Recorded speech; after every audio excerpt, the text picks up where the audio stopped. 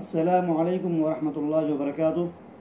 الحمد للہ رب العالمین والصلاة والسلام علی اشرف الانبیاء والمرسلین وعلی آلہ واصحابہ اجمعین، اما بعد۔ محترم ناظرین، میں ڈی ضیاء الرحمن عمری آپ سے مخاطب ہوں۔ آج 26 اپریل 2020 دو رمضان ہے۔ اللہ تعالیٰ کا تعارف اس سیریز کا آج دوسرا حصہ ہے، یعنی پارٹ نمبر 2 ہے۔ کل کے حصے میں بیان کیا گیا تھا کہ توحید کی 3 قسمیں ہیں: توحید ربوبیت، توحید الوہیت، توحید اسماء و صفات۔ توحید ربوبیت یعنی اللہ رب العالمین کے افعال میں اللہ تعالیٰ کو ایک ماننا، اسی پر اپنا ایمان رکھنا۔ توحید الوہیت یعنی بندے کے جو افعال ہیں، بندہ جو بندگی کرتا ہے، بندہ جو جتنی قسم کی بندگیاں کرتا ہے، عبادت کے سارے اقسام میں اللہ تعالیٰ کو ایک ماننا۔ الغرض پتہ یہ چلا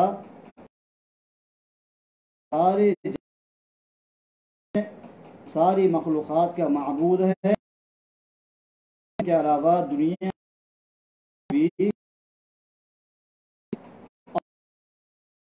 کوئی دوسرا شریک ہے، چاہے نبی ہو، چاہے وہ ولی ہو، چاہے کوئی اور انسان ہو، یا چاہے فرشتہ ہو، اللہ رب العالمین کی عبادت میں کوئی دوسرا شریک نہیں ہے۔ دنیا کی سب سے بڑی حقیقت بھی یہی ہے کہ اللہ رب العالمین کو عبادت کا حق مکمل طور پر دیا جائے۔ اللہ کی عبادت کے اس حق میں دوسرے کسی کو بھی شریک کرنا کسی کے لیے بھی جائز نہیں ہے۔ محترم بھائیو، اگر کوئی انسان دنیا کے اندر اللہ رب العالمین کے علاوہ اور بھی معبود مانتا ہے، یعنی ایک سے زیادہ معبود ہونے کا عقیدہ رکھتا ہے، تو اس کا مطلب یہ ہوا کہ وہ بندہ اللہ تعالیٰ کے علاوہ اوروں کو بھی اپنا خالق مانتا ہے، اوروں کو بھی وہ دنیا کے اندر تصرفات کرنے والا مانتا ہے، دنیا کی تدبیر کرنے والا مانتا ہے۔ اللہ تعالیٰ نے کیا کہا؟ سورہ انبیاء کی آیت ہے، آیت نمبر 22، لو كان فيهما آلهة إلا الله لفسدتا فسبحان الله رب العرش عما يصفون۔ اگر ان دونوں میں اللہ کے علاوہ اور بھی معبود ہوتے تو یہ دنیا کا نظام درہم برہم ہو جاتا۔ تفسیر سعدی میں امام سعدی رحمہ اللہ کہتے ہیں، ان دونوں سے مراد زمین اور آسمان، یعنی اگر زمین و آسمان میں اللہ کے علاوہ اور بھی کوئی عبادت کے لائق ہوتے تو یہ دنیا کا سارا نظام تتر بتر ہو جاتا، درہم برہم ہو جاتا، گڑبڑ کا فتنے کا شکار ہو جاتا۔ یہ دنیا کا نظام صحیح سے نہیں چل سکتا تھا۔ اللہ تعالیٰ کی ذات پاک ہے، ان کا لوگ بیان کر رہے ہیں۔ اسی طرح اللہ تعالیٰ نے کہا سورہ مومنون کے اندر آیت نمبر 91 ما اتخذ اللہ من ولد وما كان معه من الہ اذا لذهب كل الہ بما خلق ولعلى بعضهم على بعض سبحان اللہ عما یصفون۔ اللہ تعالیٰ نے کسی کو اولاد نہیں بنایا ہے اور نہ اس کے ساتھ کوئی معبود ہے۔ اگر اللہ کے علاوہ اور بھی معبود ہوتے تو ہر معبود اپنی اپنی مخلوق کو الگ کر لیتا اور ایک معبود دوسرے معبود پر چڑھ دوڑتا، حملہ کرتا۔ اس طرح دنیا اللہ تعالیٰ کی ذات ایسی چیزوں سے بالکل پاک ہے۔ محترم بھائیو، بنیادی طور پر اس بات کو اہل علم نے کتابوں میں نقل کیا ہے اور اس کو نام دیا ہے دلیل تمانع، یعنی ایسی دلیل، ایک ایسا عقیدہ جو ایک طرف اگر ہم اختیار کریں گے تو دوسری بات اس کو کاٹ دے گی، ہم دوسرا راستہ اختیار کریں گے تو پہلی بات اس کو کاٹ دے گی۔ اگر 2 معبود کا عقیدہ رکھیں گے، 3 کا عقیدہ رکھیں گے، یہ دنیا کے اندر ناممکن ہے۔ انسان کی عقل بھی یہی کہتی ہے کہ دنیا کے اندر ایک سے زیادہ معبود نہیں ہو سکتے ہیں۔ مثال کے طور پر مفسرین نے اس کی مثال دی ہے، ابن کثیر کی آیت کی تفسیر میں، کہ اگر ایک سے بڑھ کے معبود ہوتے اور دونوں کے الگ الگ مراد ہوتی تو دونوں کی مراد کا پورا ہونا یہ بھی ناممکن ہے، اور دونوں کی مراد کا پورا نہ ہونا یہ بھی ناممکن ہے۔ مثال دی ہے، اگر ایک معبود چاہے کہ یہ جسم پرسکون رہے، حرکت نہ کرے، دوسرا معبود چاہے کہ یہ جسم حرکت کرے، پرسکون نہ رہے، ایک کی چاہت ہے، ایک کا ارادہ ہے کہ جسم پرسکون رہے، ایک کی چاہت ہے کہ یہ حرکت کرتا رہے، تو یہ ممکن ہی نہیں کہ دونوں کی مراد پوری ہو، یہ بھی ممکن نہیں کہ دونوں کی مراد پوری نہ ہو، کسی ایک کی ہی مراد پوری ہو سکتی ہے، جس کی مراد پوری ہوگی وہی معبود برحق ہے۔ سمجھ لیجئے، اگر پہلے معبود کی مراد پوری ہو رہی ہے تو وہی معبود ہوا، دوسرا معبود نہیں ہوا۔ اگر پہلے کے بجائے دوسرے کی مراد پوری ہو رہی ہے تو دوسرا معبود ہوا، پہلا معبود نہیں ہوا۔ جس طرح سے عام طور جو لوگ مثال دیتے ہیں، اگر ایک معبود چاہے کہ فلاں زمین پر بارش برسے، دوسرا معبود چاہے کہ وہ زمین پر بارش نہ ہو، تو یہاں دو میں سے کوئی ایک کام ہوگا، یا تو بارش نہیں برسے گی، ایسا نہیں ہو سکتا کہ دونوں کی مراد پوری ہو، ایسا بھی نہیں کہ دونوں کی مراد پوری نہ ہو۔ تو یہ ایسی دلیل ہے، دلیل تمانو، جو ایک طرف سے دوسری طرف کو کاٹتی ہے یا دوسری طرف سے پہلی طرف کو کاٹتی ہے۔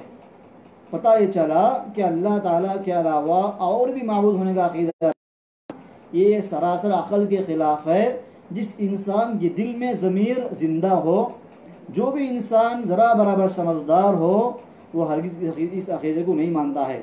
پتہ یہ چلا کہ دنیا کا معبود ایک ہی ہے۔ محترم بھائیو، اللہ تعالیٰ نے کہا لو كان فيهما آلهة إلا الله لفسدتا، اگر آسمان و زمین میں اللہ کے علاوہ اور بھی معبود ہوتے تو دنیا کا نظام کبھی کی خراب ہو گیا ہوتا۔ آج ہم دیکھتے ہیں کہ دنیا کا نظام صحیح سالم چل رہا ہے، کہیں کوئی گڑبڑ نہیں ہے، کہیں کوئی خلل نہیں ہے، کہیں کوئی فساد نہیں ہے، کہیں کوئی رکاوٹ نہیں ہے، کہیں کوئی فتنہ نہیں ہے، بالکل صحیح سالم دنیا کا نظام چل رہا ہے۔ دنیا کے نظام کا ایک ساتھ شروع دن سے انداز میں معروف کرتا ہے کہ دنیا کا خالق، دنیا کا چلانے والا، دنیا کا مدبر، دنیا کا معبود صرف ایک ہے۔ اگر دو معبود ہوتے، ہم جو دیکھتے ہیں کہ آسمان کے اندر جو حسن و جمال ہے، سورج کے اندر جو حسن و جمال ہے، چاند کے اندر جو خوبصورتی ہے، دنیا کے نظام میں جو یکسوئی ہے، دنیا کے نظام میں جو ایک ساتھ چلنے کا معاملہ ہے، یہ معاملہ نہیں ہوتا تھا۔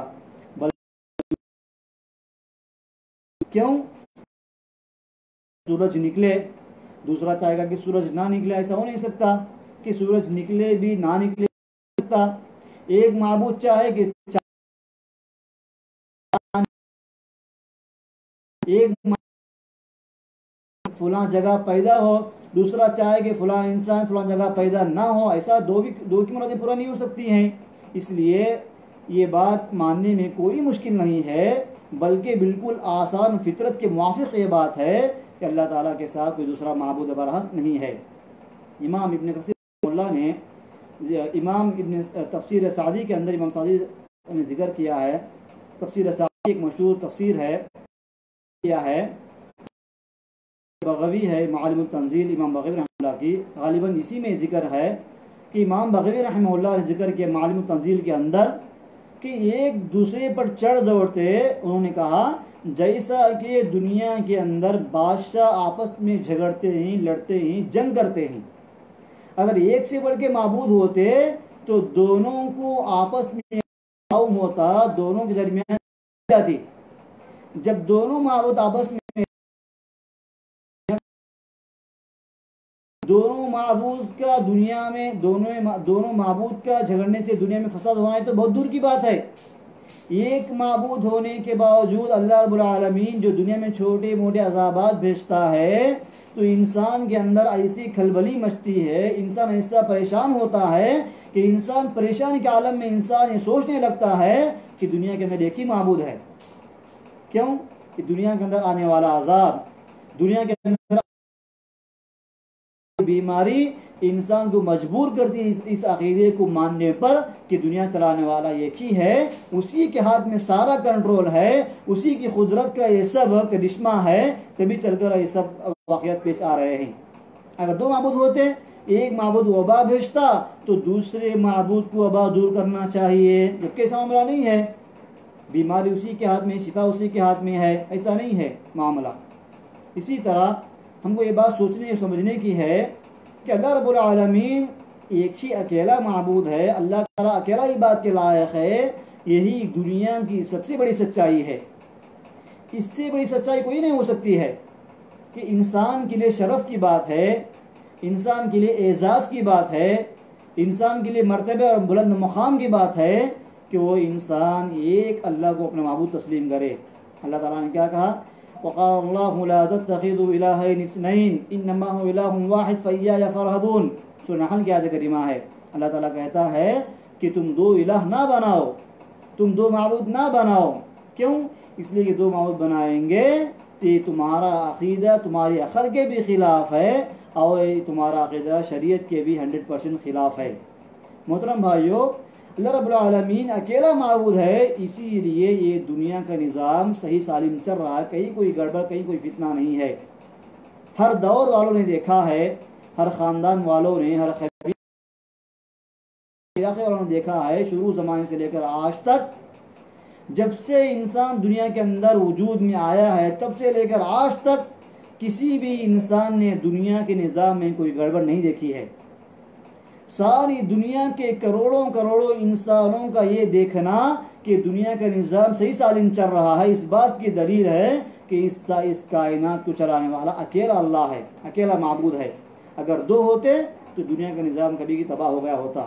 محترم بھائیو، ایک سوال پیدا ہوتا ہے، بعض لوگ کہتے ہیں جب یہ بات کہی جاتی ہے کہ اگر دو ہوتے تو جھگڑا ہوتا، آپس میں لڑ لیتے، جھگڑ لیتے، زمین کے اندر فتنہ فساد برپا ہوتا اور لوگ جو ہے دو گروپ میں بٹ جاتے، ایک خالق کا گروپ الگ، دوسرے خالق کا دوسرا گروپ الگ، ایسا ہوتا۔ تو بعض لوگ کہتے ہیں کیا ایسا نہیں ہو سکتا کہ اگر ایک سے بڑھ کے معبود ہوں؟ آپ کہتے ہیں کہ جھگڑا ہوتا دو معبود ہونے سے، بعض لوگ کہتے ہیں کہ ہم کہتے ہیں کہ ایک سے بڑھ کے معبود ہونا بھی ممکن ہے، پاسبل ہے۔ وہ کیسے؟ اس طرح کہ دو معبود آپس میں جھگڑے بغیر، لڑے بغیر، آپس میں اختلاف کیے بغیر آپسی مشورے سے دنیا کا نظام چلاتے ہیں۔ محترم بھائیو، اپنا ایمان مضبوط رکھو، اپنا ایمان تازہ رکھو، علماء سے جڑے رہو، علماء سے لگے رہو۔ ہمارا عقیدہ تو ہے کہ اللہ تعالیٰ اکیلا معبود ہے، دنیا کا کوئی دوسرا معبود نہیں ہو سکتا اللہ تعالیٰ کے علاوہ۔ ہم جو بیان کر رہے ہیں یہ سپوز کا معاملہ ہے، یہ اگر مگر کا معاملہ ہے۔ اللہ تعالیٰ نے اس سپوز، اس فرضی مسئلے کو اللہ نے بیان کیا ہے لوگوں کو سمجھانے کے لیے کہ دو معبود ہوتے تو کیا ہوتا تھا۔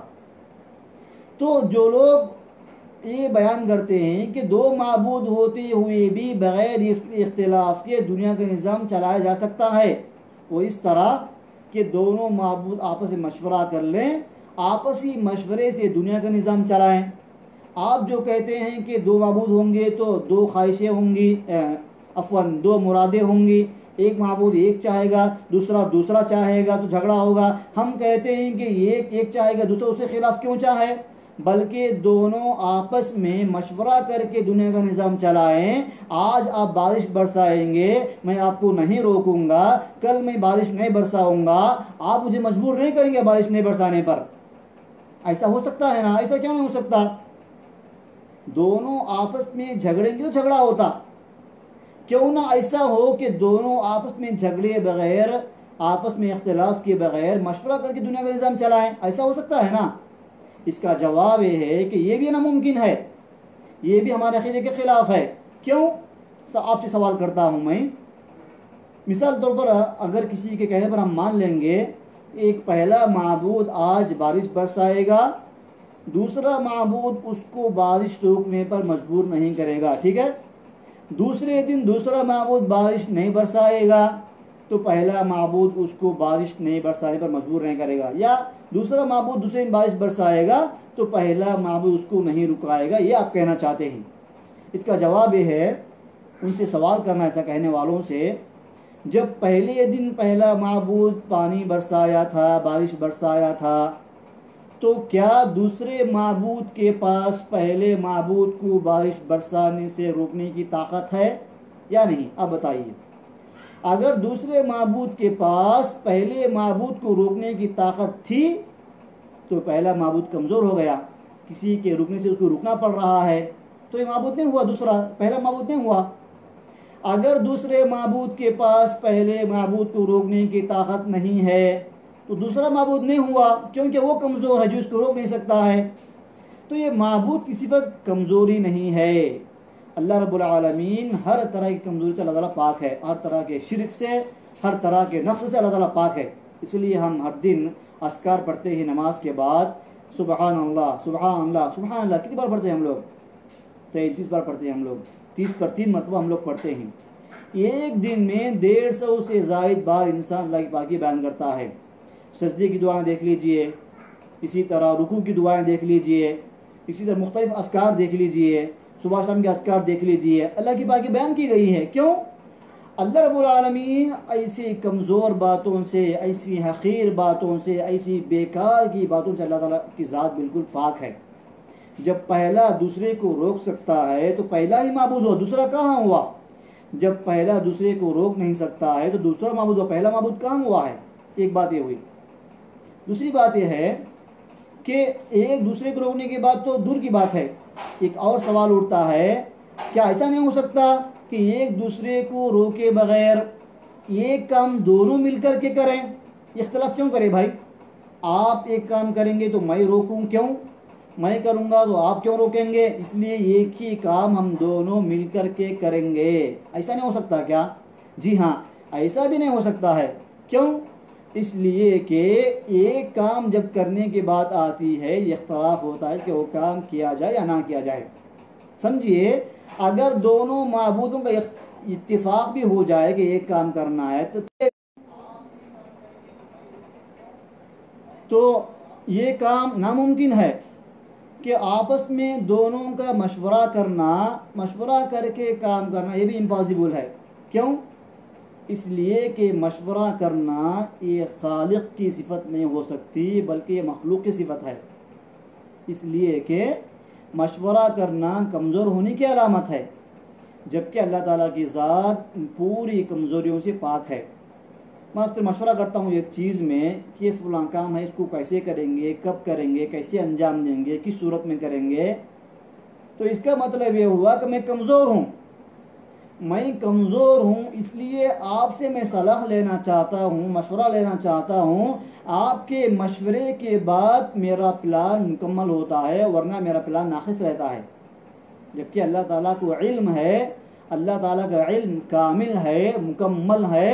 اللہ رب العالمین کو کسی بھی چیز سے مشورہ کرنے کی ضرورت نہیں ہے، کیونکہ وہ خالق ہے۔ پتہ ہے چلا، اگر دو معبود کا عقیدہ رکھیں گے تو اس کا مطلب یہ ہوا کہ دونوں کمزور ہیں، یہ بھی ناممکن ہے۔ دونوں کو ہر طرح کا اختیار ہے، یہ بھی ناممکن ہے۔ ہر طرح کا اختیار صرف ایک کو ہی ہو سکتا ہے، وہی حقیقی معنوں میں اللہ تعالیٰ کی ذات ہے۔ معلوم یہ ہوا کہ آپس میں بیٹھ کے مشورہ کرنا یا نعوذ باللہ من ذالک آپس میں مشورہ کرنا، ایک دوسرے کی بات کو لے کر کے چلنا، یہ ساری کمزوریاں ہیں، یہ ساری کمزوریاں ہیں۔ ان ساری کمزوریوں سے اللہ رب العالمین کی ذات بالکل پاک ہے۔ محترم بھائیو، انسان جب کوئی بھی کام کرتا ہے تو انسان کے پاس مکمل علم، مکمل نالج نہیں ہوتی ہے، نہ انسان غیب جانتا ہے۔ اس لیے اس کو اپنی کمزوری دور کرنے کے لیے، اپنے کام کو بہتر بنانے کے لیے اس کو مشورہ کرنا پڑتا ہے۔ کہ اللہ تعالیٰ کی ذات اتنی کمزور ہے کہ اس کو مشورہ کرنے کی نوبت آئے؟ کیا ہمارا معبود ایسا ہو کہ جس کو کسی کے مشورے کی ضرورت پڑ جائے؟ ایسا ہو سکتا ہے؟ یہ تو ایسی بات ہے جو انسانی عقل کو یہ بات کبھی فٹ نہیں بیٹھتی ہے، بلکہ انسانی عقل اس کو تسلیم نہیں کر سکتی ہے۔ پتہ یہ چلا کہ مشورہ کرنا یہ کمزوری کی علامت ہے۔ چوتھی بات ہے، بعض لوگ کہتے ہیں آپس میں کمپرومائز کر کے کام کر سکتے ہیں نا۔ کیا ایسا نہیں ہو سکتا کہ دنیا کے ایک سے بڑھ کے معبود ہوں اور سارے معبود مل کر کے آپس میں کمپرومائز ہو کے کام کریں؟ آپ کے اوپر میں کیوں روک لگاؤں، میرے اوپر آپ روک کیوں لگائیں، آپس میں ہم کمپرومائز کر لیں گے؟ محترم بھائیو، کمپرومائز کرنا بھی یہ بہت بڑی کمزوری کی علامت ہے۔ کمپرومائز کرنے کا مطلب یہ ہوا کہ انسان دب کر کوئی کام کر رہا ہے۔ مشورہ کرنا ایک الگ معاملہ ہے، کمپرومائز کرنا، سمجھوتا کرنا یہ الگ مسئلہ ہے۔ سمجھوتا کرنے میں کیا ہے؟ انسان دب کر کام کرنے کی علامت ہے کہ آپ جو بھی ڈیمانڈ کریں گے اس کو میں پورا کروں گا، میرا ڈیمانڈ آپ پورا کریں گے. یہ ساری بالکل بیکار کی باتیں، بالکل حقیر باتیں، بالکل کمزور باتیں، بالکل لا یعنی باتیں، بالکل حقیقت سے ہٹی ہوئی باتیں، بالکل عقل میں نہ آنے والی باتیں، ایسی تمام تر کمزوریوں سے اللہ تعالیٰ کی ذات بالکل پاک ہے. اسی لیے دونوں آیتوں میں کہا گیا سبحانہ وتعالی عما یصفون، سبحانہ وتعالی عما یصفون، یہ بات کہی گئی ہے کہ اللہ تعالیٰ کی ذات بالکل پاک ہے. محترم بھائیو، ہم کو سمجھنے کی ایک بات ہے کہ اللہ رب العالمین کے علاوہ دنیا کے اندر دوسرا کوئی معبود برحق نہیں ہے. دوسرا نقطہ یہ ہے کہ جو بھی انسان دنیا میں ایک اللہ کے علاوہ دوسرا معبود مانتا ہے تو اس کا مطلب یہ ہوا کہ وہ آدمی اللہ کے علاوہ ایک اور خالق کو مانتا ہے. کیوں؟ اس لیے کہ ہم فرضی مسئلہ بیان کر رہے ہیں. اللہ کے علاوہ اور بھی معبود ہوتے تو اس کا مطلب کیا ہے؟ اللہ کے علاوہ اور بھی معبود ہوتے تو اس کا مطلب یہ ہے کہ اللہ کے علاوہ اور بھی خالق ہوتے تو دونوں معبودوں میں جھگڑا ہونا، دونوں معبودوں میں فساد ہونا، دونوں معبودوں میں اختلاف ہونا، یہ کب ممکن ہو سکتا ہے؟ جبکہ دونوں خالق ہوں. کیوں؟ اس لیے کہ جب وہ خالق رہے گا تبھی معبود رہے گا. جب وہ خالق ہی نہیں ہے تو معبود نہیں ہو سکتا. اس لیے اللہ نے کیا کہا؟ وَمَا كَانَ مَعَهُ مِنْ إِلَٰهٍ إِذًا لَذَهَبَ كُلُّ إِلَٰهٍ بِمَا خَلَقَ. اور بھی اگر معبود ہوتے تو ہر معبود اپنی اپنی مخلوق کو الگ کر لیتا. چلو یہ میری مخلوق ہے، وہ میری مخلوق ہے، دو پارٹیں بن جاتی. سوچ کر دیکھیے، کوئی بھی معبود اپنی مخلوق کو الگ کب کر لے گا؟ جبکہ وہ خالق ہو.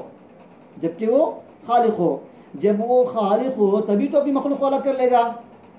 جب اللہ کے علاوہ اور ایک بھی خالق ہوتا تو تبھی جھگڑے کی بات آتی. کیونکہ میں بھی خالق ہوں، آپ بھی خالق ہیں، جیسے بندگی آپ کی ہوتی ہے ویسی بندگی میری ہونی چاہیے. یہیں سے بات آئے گی. اللہ کے علاوہ اور ایک اگر خالق ہونے کا مسئلہ نہ ہوتا تو اور ایک معبود ہونے کا مسئلہ ہوتا ہی نہیں ہے. ایک اور معبود ہونے کی جب بات جو کہی جا رہی ہے فرضی مسئلے میں، تو اس کا مطلب یہ ہے کہ ایک اور خالق ہو تو جھگڑا ہوتا. کیونکہ جب دونوں خالق ہیں، ہمارے پاس اصول ہے کہ عبادت کے لائق وہی جو خالق ہو، جو پیدا کرنے والا ہو.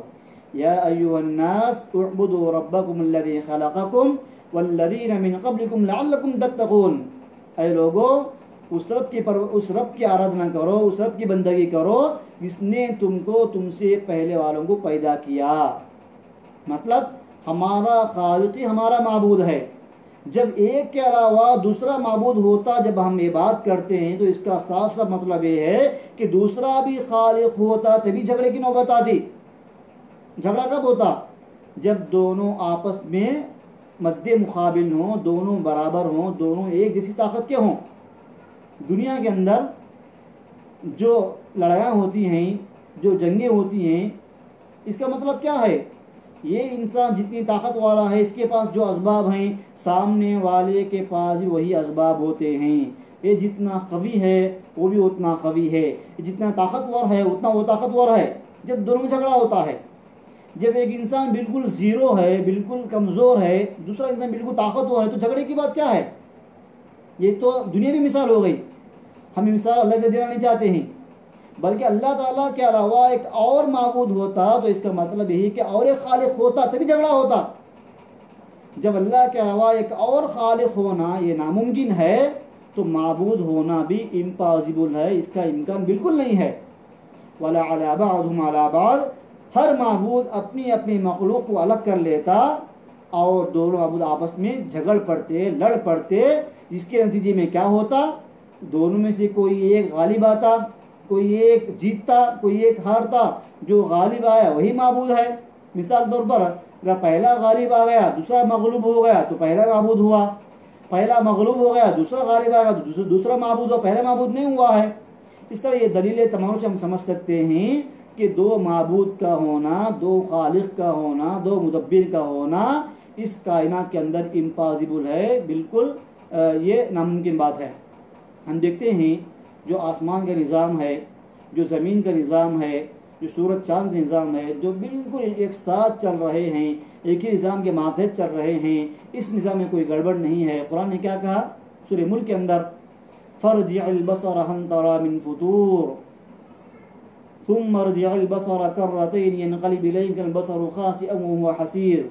تم آسمان میں نگاہ دوڑاؤ، آسمان میں دیکھو، کوئی گڑبڑ ہے آسمان میں، کوئی نقص ہے، کوئی فتنہ، کوئی فساد ہے؟ کچھ نہیں ہے۔ اس ساری کائنات کا بغیر کسی گڑبڑ کے، بغیر کسی خلل کے، بغیر کسی رکاوٹ کے، پورے تسلسل کے ساتھ، ایک سوئی کے ساتھ، ایک ہی نظام کے تحت چلنا، اس بات کا غماز ہے، اس بات کی دلیل ہے، اس بات کا پروف ہے، اس بات کا ثبوت ہے کہ اس کائنات کو چلانے والا اکیلا اللہ ہے، ایک ہی ذات ہے جو اس کو چلا رہی ہے۔ اگر اس کو چلانے والے دو ہوتے تو دنیا کا یہ نظام اتنے اچھے انداز میں نہیں چلتا تھا، بلکہ فتنے کا شکار ہوتا، گڑبڑ کا شکار ہوتا، جس کے نتیجے میں دنیا کا نظام سارا تباہ ہو گیا ہوتا۔ محترم بھائیوں، خلاصہ کلام یہ ہے کہ دنیا کے اندر اللہ تعالیٰ کا تعارف پیش کرنے کے لوگوں کے سامنے یہ سب سے بڑی حقیقت ہے کہ اللہ رب العالمین واحد عبادت کے لائق ذات ہے، اللہ کے علاوہ دوسرا کوئی عبادت کے لائق نہیں ہے۔ اللہ کے علاوہ دوسرا عبادت کے لائق نہیں ہے تو اس کا مطلب یہ ہوا کہ اللہ کے علاوہ دوسرا کوئی خالق نہیں ہے۔ جو بندہ دنیا کے اندر ایک خالق کو مانتا ہے، ایک ہی پیدا کرنے والے کو مانتا ہے، وہ اس بندے کو لازمی طور پر یہ ماننا پڑے گا کہ ایک ہی معبود ہے، ایک ہی عبادت کے لائق ہے۔ اگر وہ عبادت کے لائق ایک سے بڑھ کے مانتا ہے تو کہیں نہ کہیں اس کے دل میں بات چھپی ہوئی ہے کہ دنیا کے تصرفات، دنیا کے اختیارات اللہ کے علاوہ دوسرے کے ہاتھ میں بھی ہیں۔ پتہ یہ چلا کہ اللہ تعالیٰ کے علاوہ کوئی معبود برحق نہیں ہے۔ دوسری بات یہ ہے، بطور خلاصے پیش کرنا چاہتا ہوں، جب ہم لوگوں کے سامنے مثال بیان کرتے ہیں، ایک اللہ، ایک معبود کی مثال بیان کرتے ہیں، جب ہم یہ ان کے سامنے حقیقت بیان کرتے ہیں کہ اگر دو ہوتے تو آپس میں جھگڑا ہوتا، فتنہ ہوتا، فساد ہوتا، تو ہر آدمی سوچنے پر مجبور ہوگا کہ واقعی سوچنے کی بات ہے۔ کیوں؟ ہر انسان جب سے پیدا ہوا غور فکر کر رہا ہے، وہ جس زمین پر جی رہا ہے، جس آسمان کے نیچے جی رہا ہے، وہ دیکھ رہا ہے کہ دنیا کا نظام گڑبڑ سے بالکل پاک ہے، بالکل خلل سے پاک ہے، بالکل رکاوٹوں سے پاک ہے۔ اس کا دل گواہی دے گا جب دنیا کا نظام چل رہا ہے ایک ہی حساب سے، ایک ہی طریقے سے، تو ہو نہ ہو یہ دنیا کا نظام چلانے والا بالکل ایک ہی ہے۔ آج اسی پر ہم بس کرتے ہیں، انشاءاللہ ہم اس کو جاری رکھیں گے، اللہ تعالیٰ کے تعارف کے موضوع کو ہم جاری رکھیں گے انشاءاللہ رمضان مکمل مہینے کے اندر۔ ہر دن آپ جڑے رہیے، ٹھیک دوپہر 2 بجے سے لے کر 2:30 بجے تک انشاءاللہ ہم بیان کریں گے، خطوار بیان کریں گے انشاءاللہ۔ اگلے ہم درس میں ہم بیان کریں گے کہ اللہ تعالیٰ کی ذات کو ہم کیسے پروف کرنا کہ اللہ تعالیٰ اکیلا معبود ہے، جو عبادت کے لائق ہے وہی حقیقت میں خالق ہے، جو خالق ہے وہی ہماری عبادت کے لائق ہے۔ اللہ تعالیٰ کہنے اور سننے والوں کو عمل توفیق عطا فرمائے۔ اللہ تعالیٰ ہم سب مسلمانوں کو اللہ تعالیٰ کا جو حقیقی تعارف ہے اس کو پیش کرنے توفیق عطا فرمائے۔ اللہ ہم سب مسلمانوں کو صحیح عقیدے توفیق عطا فرمائے۔ اللہ ہم سب مسلمانوں کو باطل عقائد سے بچائے۔ آمین ثم آمین۔ والسلام علیکم و رحمۃ اللہ وبرکاتہ۔